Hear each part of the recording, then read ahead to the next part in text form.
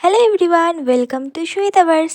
তোমাদের সাথে আগে আমি 20 ডিসেম্বরে একটা মিনি ব্লগ শেয়ার করেছিলাম, আর সেখানে বলেছিলাম এই দিনটার জন্য কিন্তু আমি অধীর আগ্রহে বসেছিলাম। তবে সকালে উঠে যখন দেখি যে আকাশে একটুও রোদ নেই, বরং কুয়াশা পড়ছে, সেই দেখে কিন্তু মনটা ভীষণ খারাপ হয়েছিল। যদিও এইসবের পরেও আমার কাজ তো আটকায়নি, তাই সারাদিনের কিছু টুকটাক কাজ সেরে আমি চলে গেছিলাম ময়ূরপঙ্খী ঘাটে আলপনার জন্য। আর সেটা করেও এসেছিলাম যথেষ্ট ভালোভাবে।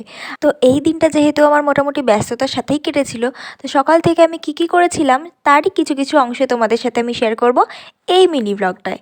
তো সকালবেলা স্বাভাবিকভাবেই আকাশের অবস্থা দেখে মন খারাপ করার পরে ফ্রেশ হয়ে চা খেয়ে নিয়েছিলাম, আর তারপরে চলে গেছিলাম ছাদে এই যে এনাদেরকে পর্যবেক্ষণ করতে। তো এনাদের সাথে কিছুক্ষণ সময় কাটানোর পর মনে হলো যে একটু প্র্যাকটিস করে নেওয়া যাক। আলপনা যখন দিতে যাবই তাহলে একটু প্র্যাকটিস করে নিলে মন্দ হয় না, কারণ আমি একদমই বিগিনার, মানে এই আলপনা দেওয়ার কাজ এসব আমি করি না। আমি মেহেন্দি আর্টিস্ট, আমি মেহেন্দিই করতাম। তার সাথে সাথে এখন নতুন মাটির থালা কাস্টমাইজড করা এইসব আমি শুরু করেছি, কিন্তু অতও তো পারফেক্ট এখনও পর্যন্ত আমি নই। তো সেই হিসেবেই ভাবলাম একটু প্র্যাকটিসও হয়ে যাবে, আর এই ঘরে আলপনাটা দেওয়ার ইচ্ছা আমার অনেক দিন ধরেই ছিল, তো সেটাও হয়ে গেল আর কি। তো এই নিয়েই বসে পড়েছিলাম, যদিও হাতে সময় খুব কম ছিল, মানে খুব তাড়াহুড়ো করে এটাও আমি দিয়েছিলাম মাত্র 1 ঘন্টার মধ্যে। আসলে 1 ঘন্টায় এই আলপনাটা দেওয়া হয়তো খুব একটা বড় ব্যাপার নয়, কিন্তু আমার হাত যেহেতু এখনও অনেক স্লো, তো সেই কারণে আমার অনেকটাই সময় লাগছিল।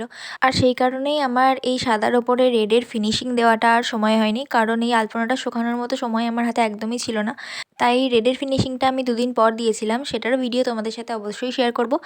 এরপরে রেডি হয়ে যখন আমি পৌঁছে যাই ময়ূরপঙ্খী ঘাট, সেখানে গিয়ে তো দেখেছিলাম যে তখনও ঘাট ধোয়া হয়নি, মানে আমি যাওয়ার পরে ঘাট ধোয়া হয় আর তারপরে আমি আলপনা দিতে বসি। তো অনেকটাই লেট হয়েছিল। তো সেদিনকে আমার বোন আমাকে ভীষণ পরিমাণে হেল্প করেছে, মানে প্রত্যেকটা জায়গা আমি যা যা করে দিতে বলেছি ও সমস্ত করে দিয়েছে। তার সাথে সাথে ঘুরে ঘুরে আমাকে অনেক ভিডিও করে দিয়েছে, অলমোস্ট পুরো আলপনার ভিডিও করতেই আমাকে হেল্প করেছে।